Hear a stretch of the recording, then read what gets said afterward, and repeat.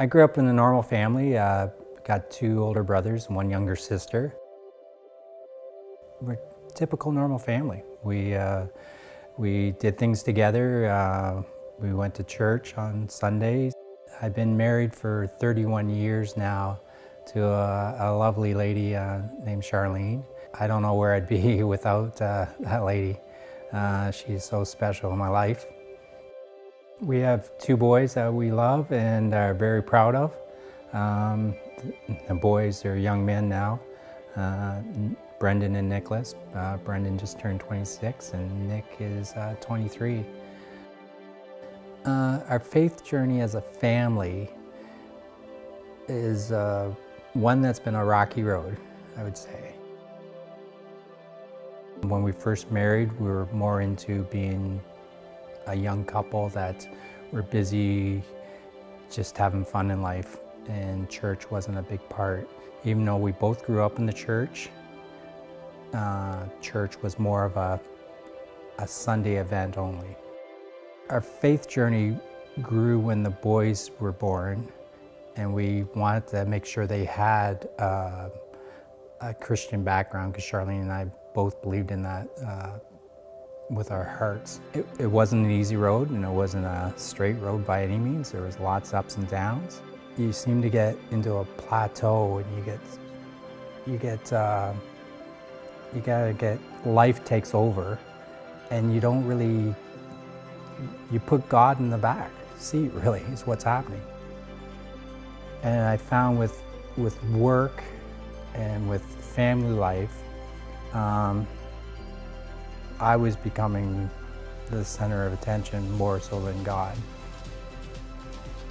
We had this point in our life where our whole world was turned upside down, and we were just going through the motions. We were going through life like everybody else does, right? I pulled back from the church. I pulled back from friends, and I went into a dark, dark place.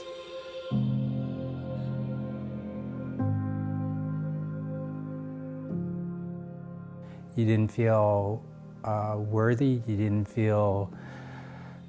You felt like you're a disgrace to your family. You felt like you're letting them down.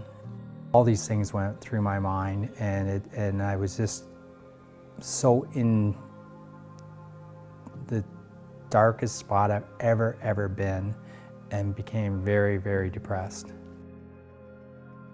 I got to a spot where I wanted to die. I did not want to be here anymore. It's very hard to say, and it was a spot where I knew, because of my profession of being a paramedic, that it was not the thinking I'm supposed to have. And I went to Charlene, and Charlene got me help right away, professional help, which was great. I knew that if I kept listening to those voices in my head, that I was not going to get out of this hole.